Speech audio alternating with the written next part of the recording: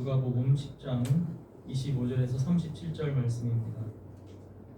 어떤 율법 교사가 일어나 예수를 시험하여 이르되 선생님, 내가 무엇을 하여야 영생을 얻으리이까? 예수께서 이르시되 율법에 무엇이라 기록되었으며 네가 어떻게 읽느냐?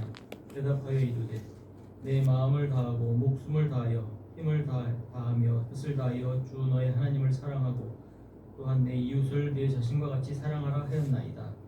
예수께서 이르시되 내 대답이 옳도다. 이를 행하라.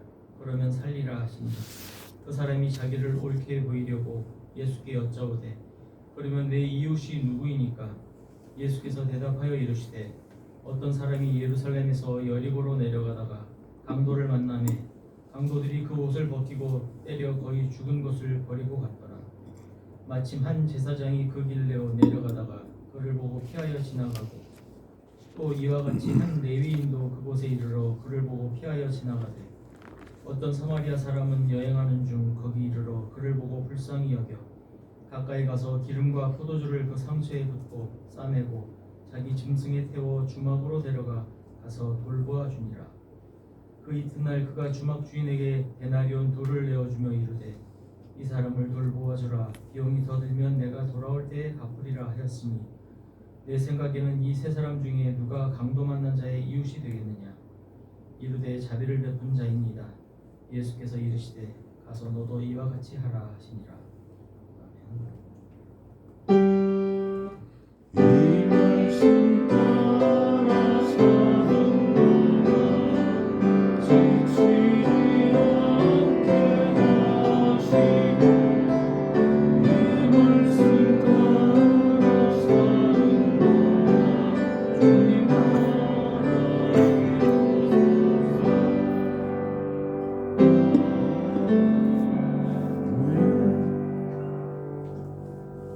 박유성 목사님 말씀해 주시겠습니다.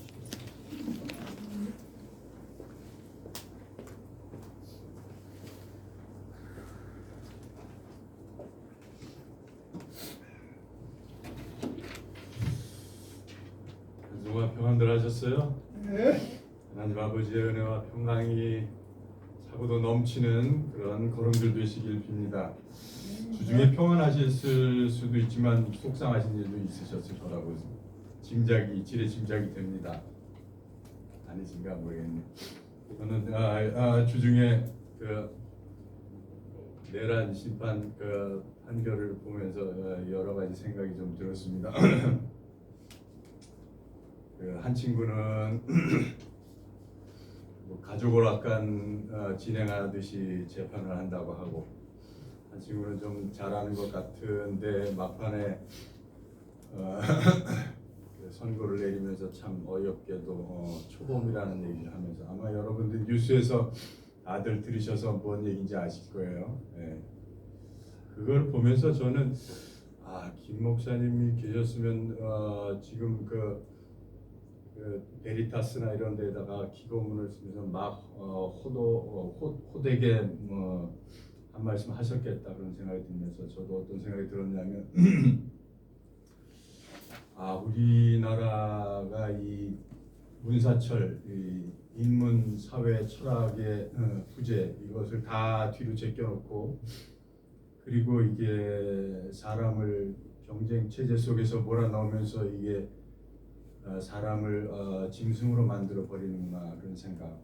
어떤 철학도 없고 또 어떤 정말 깊은 이 종교심도 없는 그런 그 기계적인 인간으로만 경쟁 사회에서 살아남을 인간으로만 이렇게 만들어 놓는 거 아닌가, 그런 생각이 들었습니다. 그 친구들 하는 걸 보면서. 저만 그런가요? 제가 좀 과한가요? 하여튼 저는 이 사회가 우리 기성세대로 얼마나 이 세상에 이 세상적인 성공에 목말라 하면서 이 그런 귀한 사회의 근간을 이루고 있는 인문 사회적인, 철학적인, 그리고 공정 언론에 대한, 그리고 이 종교가 가지고 있는 저 밑바닥에 도저하게 흐르고 있는 인간에 대한 그 예의, 인간에 대한 존귀함, 이런 거를 이게 놓고 우리가 살고 있구나. 그러면서 자녀들을 교육시킨다고 하고 있구나 그런 생각이 들었습니다. 그래서 그저 형법 조항만 달달 외워서 고시패스 하면 온통 이 괴물들이 양산되는 그런 그래서 저는 이게 다시 한번 틀을 다시 한번 잡아야 되지 않는가 그런 생각을 하고 김 목사님 생각이 났어요. 말은 번지르게 뻑하면 뭐 법과 양심에 따라서 한다고 하는데 정작 이 친구들은 양심이라는 것이 뭔지를 깊이 한 번도 생각해 보지 않은 것 같다는 생각이 들었습니다. 그 재판이 얼마나 이 시대에 우리 대한민국만 아니라 전 세계적으로 정말 얼마나 큰 의미를 가지고 있는 그 사건인지 그 순간순간의 재판 판결이 얼마나 그 위대한 그 이 의미를 우리 국민들에게 그걸 바라보는 한 사람에게 가져다 줘야 되는 것인지에 대한 그 중대성을 전혀 거기까지 생각을 못하고 그냥 기계적으로 판단을 하고 있구나라는 생각이 들었습니다. 양심이 진정으로 무엇인지 깊이 그 뿌리 원천이 무엇인지 생각을 안 해본 친구들이다 그런 생각이 들었고 그 양심을 바탕 삼아서 사실은 거기서부터 자유가 나오는 거고 박애가 나오는 거고 평등이 나오는 거고 인권이 나오는 거고 그런 거거든요. 거기서부터 나오는 거예요. 양심에서. 하나님이 그 구약에서 인간에게 주셨다는 게 양심이에요. 양심. 예. 그래서 이 풍성한 그 생명으로 거기서부터 바탕이 돼야 비로소 풍성한 생명으로 이렇게 옮겨가는 것인데 그게 전혀 거기에 대한 생각이 전혀 없는 것 같다는 생각이 들었습니다. 그저 법관 세계의 파워, 권위에 눌려서 법관의 논리, 양형 기준 그런 거에 매몰된 채 기계적 초등학문 수준의 법조항 적용만 있을 뿐이지 그것을 일반 시민들이 그 법복의 재판정이 보여주는 형식과 외피에 일반 시민들은 뭐 힘이 없으니까 찍소리 못하고 수십 년을 그렇게 해왔으니까 그냥 당연히 이렇게 해도 되나 보다 싶은 생각이 들면서 자연스럽게 그들만의 리그 속에서 그들만이 이 시민들은 정말 개돼지로밖에 보지 않는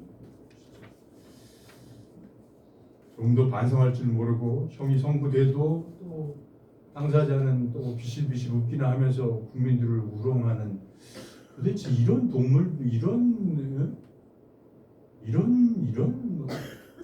싸구려도 너무 싸구려의 인생을 사는 이런 인간들을 어떻게 양산해냈을까 하는 생각이 많이 들었습니다. 어쩌면 저렇게 싸구려 인생을 사는 친구를 이 나라의 대통령이라고 찍었을까 하는 생각이 들었고 하여튼 우리가 그러면서 한편으로는 참 다행이다 싶은 게 예전에도 한번 말씀드린 적 있지만 저는 이 계기를 통해서 우리가 인간이 얼마나 바닥으로까지 정말 싸구려로 떨어질 수 있는가를 정확하게 보여주고 있다는 생각이 들어서 저는 그게 한편으로는 다행스럽다는 생각이 들었어요. 아주 곳곳에 적나라하게 인간의 그 어두운 면, 그림자를 그것을 자기의 배를 신으로 만들기 위해서 배를 두드리기 위해서 그 하는 행세를 정확하게 아주 적나라하게 밝히 볼 수 있어서 너무 그게 다행이다 그런 생각이 들었습니다. 신앙생활도 인간의 그 핵심 참된 진리의 그 맥을 잡지 못하면 똑같습니다. 그저 그날을 세상 가치에 매몰되어서 준궁극적인 재물, 명예, 무슨 뭐 권력 이런 거나 탐하고 그런 정치 이념 등 국가 권력 이런 걸 절대화하면서 자기 배만 채우는 그런 개걸스런 탐욕 덩어리로 평생을 살기에는 사실은 이제는 웬만한 사람들은 다 압니다. 지금은 깨어 있어서 이 SNS로 대중의 그 매스미디어 속에서의 그런 집단지성이 왔다 갔다 하는 상황이라 웬만한 사람들은 그게 얼마나 바보 같은 삶인지 얼마나 싸구려 인생인지 다 알아요. 다 알아요. 돌아올 수 없는 강을 건너서 거기에 빠져서 더 이상 헤어나올 수 없는 사람들이 지금 그 짓거리로 사는 거죠. 신앙생활도 마찬가지예요. 참된 인생의 진리 그 핵을 깨닫지 못하고 그냥저냥 이 길을 걷는다는 것은 사실 너무나 안타까운 것이고 너무나 낭비적인 것이고 그게 죄라는 거예요. 그게 생명과 정반대에 있기 때문에 하나님과 등을 완전히 돌리고 180도 있기 때문에 그게 죄라는 겁니다. 김정희 원사님 지금 기침하시는데 사실은 제가 감기 끝물이라 김정희 원사님 그 약을 지금 뺏어 먹거든요. 걱정되네. 코데날이라는 걸 제가 하나 가지고 계신 걸 뺏어 먹고 걱정돼요. 그렇습니다. 신앙생활이란 한번 예수 그리스도를 만나는 사건을 통해서 우리 핵의 진리 정수에 붙들려 가지고 그로부터 말씀이 꿀송이보다 달게 돼요. 그렇게 되면 예수 그리스도가 한번 가슴을 뚫고 들어오면 그 이후에는 그냥 성경 보지 말라고 해도 봅니다. 말씀이 그냥 달거든요. 그냥 열로 펼치면 펼칠수록 그 속에 이면이 보여요. 그 속에 행간 속에 그 깊은 진리가 보여요. 그래서 꿀송이보다 달다는 거예요. 그게 달게 느껴지고 그 말씀이 우리 내면부터 외피까지 온통 주님의 뜻으로 물들여가는 그 과정이 신앙생활입니다. 그 과정이. 그래서 서서히 성숙하고 거룩하고 성화 속으로 진리가 여러분들을 그렇게 이끄이는 거예요. 우리가 가는 게 아닙니다. 우리가 가는 게 아닙니다. 20세기의 유명한 그 신학자인 칼 바르트는 이 신앙이란 인식이고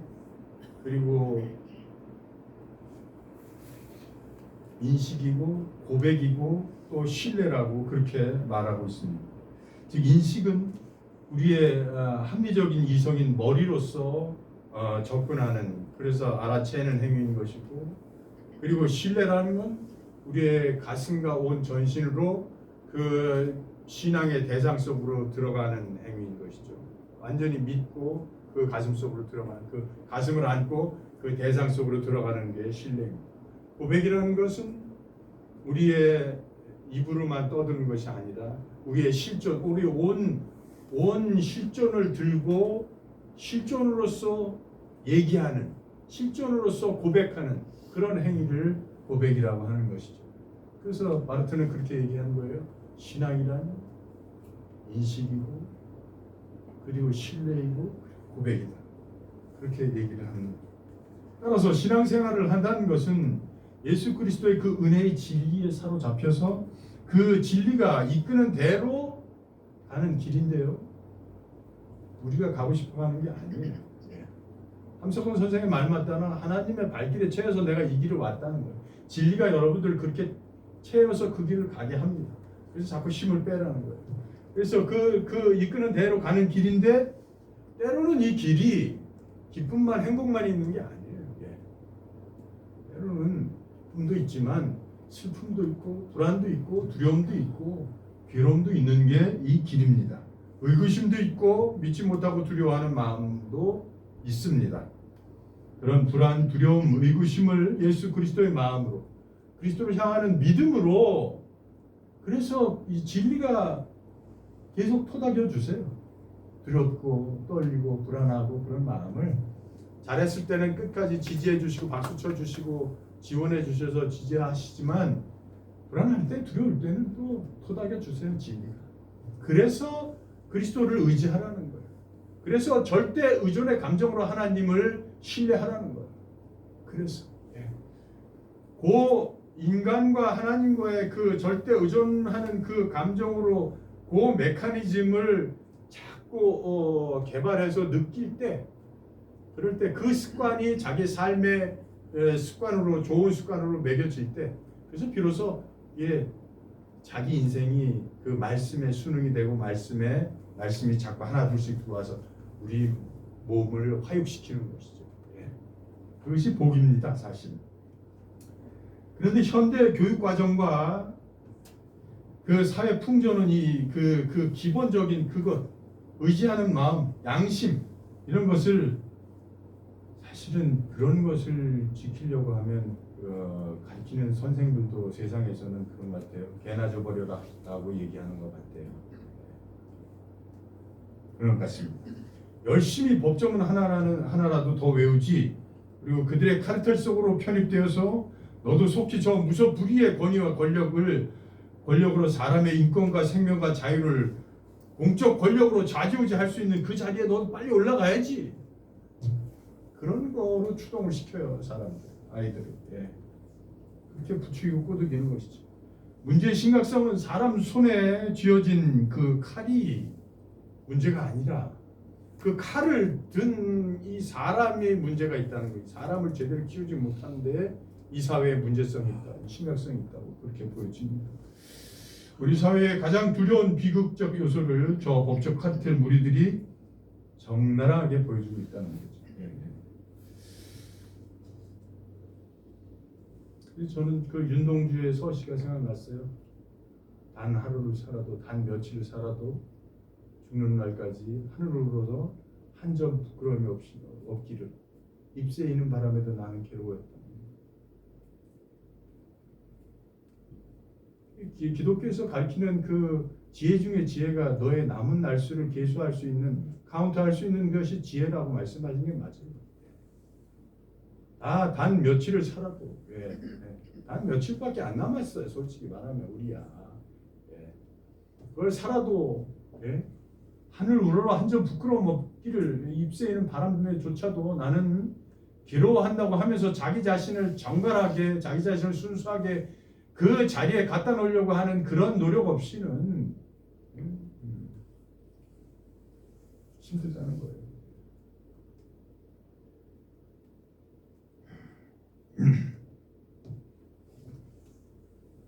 그런 잎새이는 바람에도 괴로워했다는 그런 깨끗한 양심은 어디에 팽개쳤는지 모르겠습니다. 별을 노래하는 마음으로 모든 죽어가는 것을 사랑해야지 하는 그 별을 노래하고자 하는 그 순수한 마음을 왜 어디서 어느 대목에서 우리가 놓쳤을까? 그런 생각이 들어요. 그리고 나한테 주어진 길을 걸어가야 됐다는 이 자기가 가지고 있는, 자기가 지금 잡고 있는 직업에 대한 하늘이 천직이라는, 천부적인 이 천직이라는 소명의식, 이런 것을 왜 없고 왜 이것을 다 재물이나 권력이나 이런 것을 다 말아먹었을까 하는 생각이 자꾸 듭니다. 어느 대목에서 무너졌을지. 사실은 이 윤동주의 이 서시 19절만 우리 마음에 간직하고 살아도 사실은 웬만한 것은 다 인간의 진정한 순전성을 가지고 충분히 걸어갈 수 있는 그런 식구죠. 그래서 저는 하여튼 그런 생각이, 저런 생각이 들었어요. 그래서 그러면서 오늘 설교 제목을 가서 너도 이와 같이 하라라고 이렇게 성경 예수님께서 마지막에 말씀하셨던 말씀을 제목으로 붙여봤습니다. 이 말씀은 선한 일을 많이 해야 한다는 것에 방점을 두는 말씀은 아니에요. 신앙생활은 정중동의 끊임없는 이런 동적인 움직임의 과정이라고 보시면 됩니다. 그 과정 한가운데 핵을 놓치면 그때부터 사람은 관계적인 동물이기 때문에 이 신앙생활에서 핵심 진리를 한번 가슴으로 뚫고 들어와서 그걸 잡아내고 그걸 붙잡고 걸어가지 않으면 인간은 관계적인 동물이기 때문에 자기를 끊임없이 합리화하고 자기를 세우려고 해요. 그러면서 어떤 그 부차적인 그 방어 기제들이 나오냐면 자기를 세우려고 하는 그런 거에 자꾸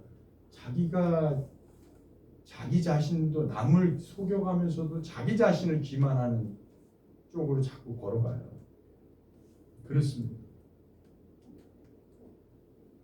그래서 이와 같이 하라는 거의 핵심이라는 것을 오늘 무엇인지 그것을 좀 알고자 합니다.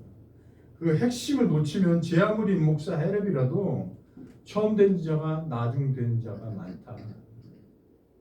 그런 지경에 우리가 빠지게 되는 것이죠. 아르트는 한마디 더해요. 종교란 가장 은밀하게 자신을 은폐위장하는 인간 교만의 형태다라고 얘기를 해요. 우리가 그래요, 사실은. 우리가 우리 인간이 그런 자기중심적인 끊임없는 이기성을 가지고 사는 동물이기 때문에, 존재이기 때문에 그렇습니다. 즉 가장 거룩한 예배 행위에서조차도 인간은 자신을 은폐하고 위장하고 자기 자신을 속여가면서까지도 스스로 거룩한 척 기만 행위를 일삼는 존재가, 그게 우리 인간의 속에 있는 그 본능적 동물적인 마음이다. 자기중심적인 이기성이다. 이런 걸. 집안에서는 온갖 악다구니 막말 제 성질 나는 대로 막 짓거리고 뭐 그렇게 해왔으니까. 집안에서. 교회 나오면은 쥐어 줄을 찾죠. 인간이 그래요. 인간이. 그게 우리의 현 주소다. 자기 인간은 그렇다. 너나 할 것 없이 우리는 다 그런 형국의 그런 본질적인 것을 가지고 있다. 그것을 놓치시면 안 돼요. 이것이 인간의 실상이라는 것을 잊지 마셔야 돼요.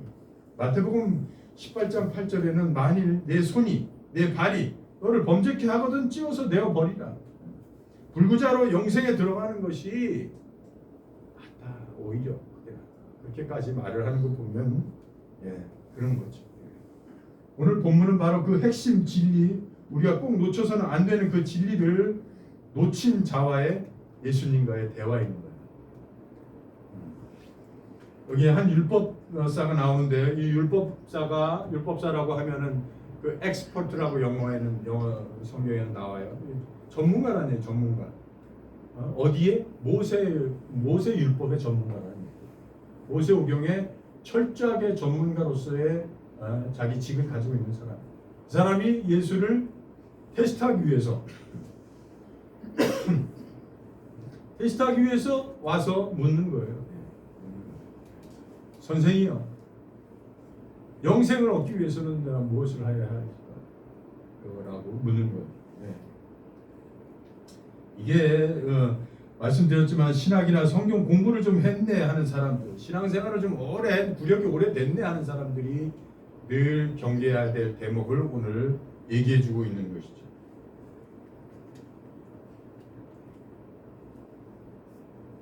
정작 마땅히 잡을 것을 못 잡고 교회 생활만 오래 하게 되면 인간은 관계적 존재이기 때문에 그 관계성에서 자신을 유지 보호하기 위해서 자꾸 기만적인 가식으로 자기를 보장한다는 겁니다.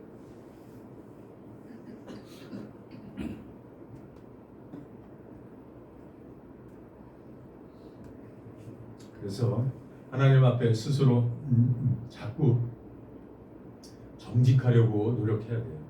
우리는 하나님 앞에 정말 온전히 아무것도 숨김없이 순전하게 하나님 앞에 나아가려고 하는 적신으로 하나님 앞에 나아가는 그런 자세로 자꾸 정직하려고 스스로 노력해야 됩니다. 그것을 받아주세요. 그래서 이 사람이 예수님을 시험하기 위해서 큰 질문을 이렇게 던지는 것이죠.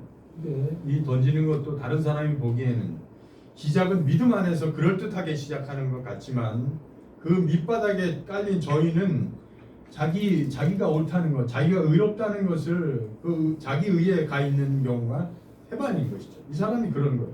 선생님, 내가 무엇을 하여야 영생을 얻으리까? 너무너무 위대한 질문이죠. 너무너무 큰 질문이고 위대한 질문이에요. 성경에는 딱 이 영생을 직접적으로 질문하는 대목이 두 사건이 나와요. 오늘 이 사건하고 하나는 부자 청년이 와서 또 이 질문을 해요. 그 두 사건이 나옵니다. 부자 청년은 진정으로 예수님을 테스트하기 위해서가 아니라 진정으로 자기가 돈이 많으니까 이것저것 다 해봤어요. 근데 영생이 안 느껴지거든요.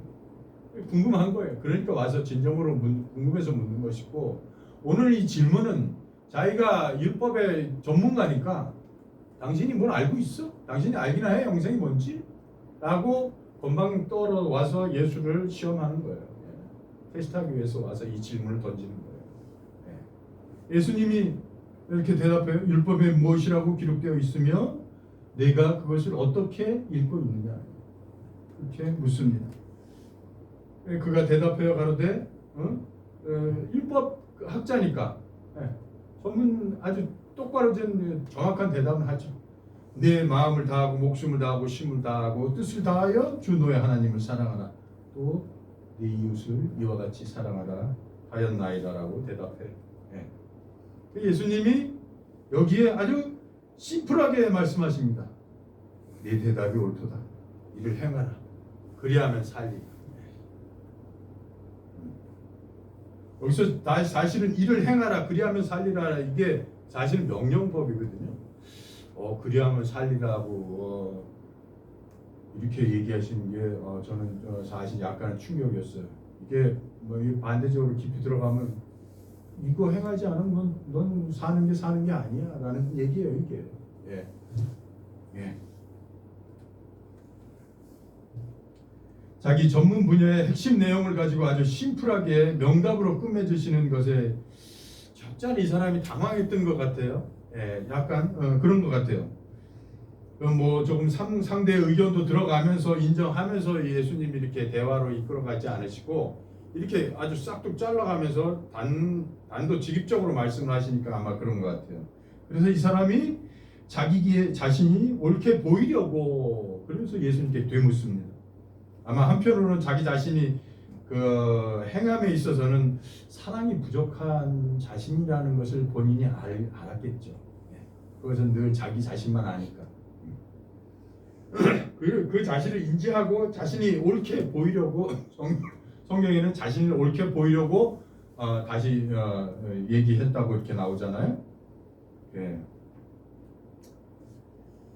이게 우리 아주 교만한 마음의 전형인 것이죠. 이게 자신이 옳다는 이 마음이 진리 앞에 무릎 꿇을 줄 모르는 이 교만한 마음이 이게 무서운 마음입니다.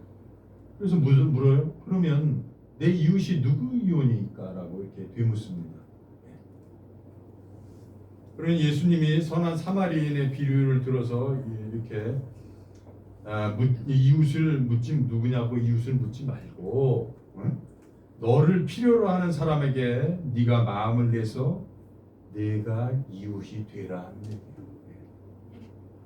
뭘 이웃이 누구냐고 묻냐 이놈아. 그런 얘기예요. 너를 필요로 하는 사람이 사방에 있다는 것을 네가 보지 못하느냐라고 묻는 거예요. 그 보지 못하면 하나님 앞에 정직하게 나아가서 그 영안을 띄워달라고 그렇게 구하라 이놈아. 그런 거예요 사실. 그리고 네가 가서 그 사람들의 이웃이 되라. 그 도움을 필요로 하는 사람들은 사방에 지천이다. 그 눈과 그 귀를 띄워라. 그런 말씀인 거죠 사실. 이 비유에서도 성직을 한다는 그 제사장도 나오잖아요. 그리고 율법 종교를 그 누구보다도 철저히 지킨다고 하는 레위인도 여기 나와요. 근데 그들도 내지 못하는 마음, 그 마음을 당시 천대받았던 이 사마리아인이 그 마음을 내는 것이죠. 그 마음이 어떤 마음이에요? 그 마음이 바로 그 상황, 법안 죽게 된 상황을 보고 지나치지 않고 불쌍히 여기는 마음, 측은히 여겼다는 마음인 것이죠. 그 마음. 이것을 김경림 목사님은 이 측은히 여기는 마음을 인간의 이 끝단으로 보시고 하나님의 긍휼히 여기는 긍휼심을 하나님의 끝단으로 봐서 이거를 두 가야금이나 검은고의 현에서 양 끝단에서 팽팽하게 당기고 있는 거로 그렇게 보시더라고요. 아주 대단한 적용이라고 봐요. 그래서 그 현을 튕기는 거예요. 팽팽히 양 끝단에 하나님의 긍휼심과 인간의 측은지심을 양 끝단으로 팽팽히 당겼을 때 이 튕길 때 그 음을 내라는 거예요. 그 음을. 언제나 인간은 하나님과 콜라보로 하나님과 같이 구원의 하나님의 나라를 이루는 것이기 때문에 그렇습니다. 이 측은지심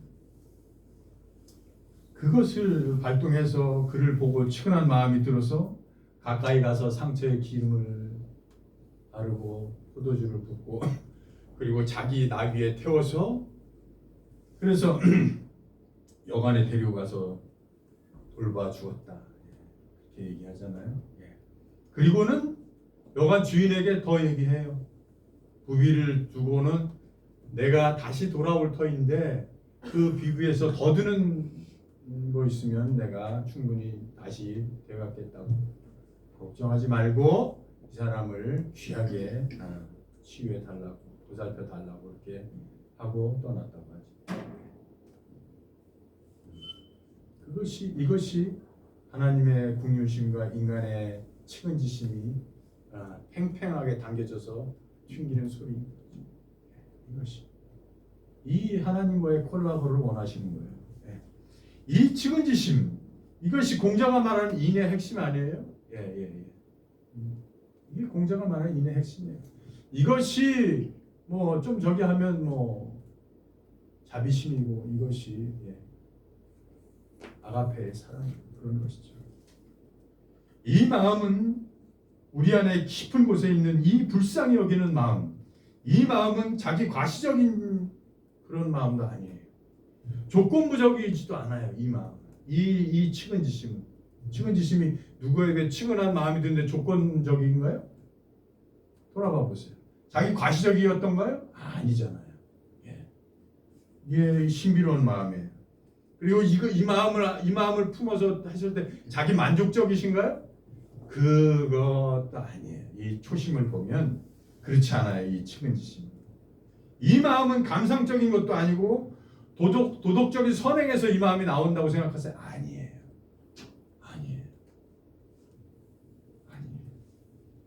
이 치근한 마음은 신비롭기도 하면서 인간세의 모든 상황 속에서 인간이 어쩔 수 없는 불완전성을 띠고 있구나. 우리가 인간은 어쩔 수 없는 그 상황 속에 있구나라는 그거를 꿰뚫어 볼 수 있는 마음인 거예요.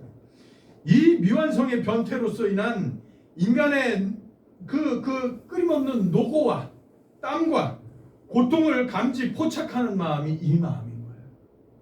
인간의 탐욕과 무지와 분노로 고통받고 신음하는 그 흐느낌을 듣는 마음이면서 그 속에서조차도 인간에 대한 인간 생명에 대한 애정을 놓지 않는 마음, 그 마음이 이 마음.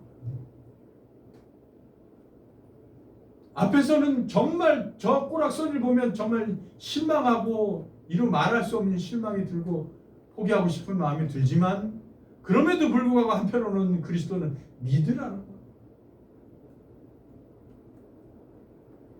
그러면서 그래서 스테반도 그렇고 예수님도 십자가상에서 마지막에 이렇게 기도하시잖아요. 아버지, 저들을 용서하여 주옵소서. 저들이 자기가 하는 일을 알지 못함이니이다 라고 얘기하는 거예요. 그게 이 마음인 거예요. 그래서 하나님의 긍휼심과 이게 팽팽하게 당겨서 울림을 주는 거예요. 이 마음인 것입니다. 이것이 예수 그리스도의 마음인 것입니다. 우리가 세상에서 각자 본질을 잊어버리고 제 가면을 쓰고서 치열하게 살 때 놓쳐서는 안 되는 마음이다. 신앙생활을 하더라도 이 마음을 놓쳐서는 안 된다라고 오늘 예수님께서 우리에게 말씀하시면서 가서 너도 이와 같이 하라고 말씀하시는 것입니다. 우리 이 마음을 놓치지 마시고 가슴 깊이 품고 당당하면서도 명랑하게 세상을 헤쳐나가시는 그런 복된 걸음들 되시기를 축원합니다. 기도하시겠습니다. 여호와 하나님이여, 우리의 중심을 진실하게 하옵소서. 바쁜 일상 속에서도 예수 그리스도의 마음을 놓치지 않고 그 마음이 우리 걸음걸음을 이끌게 축복하고 인도하옵소서. 예수 그리스도 이름으로 기도합니다.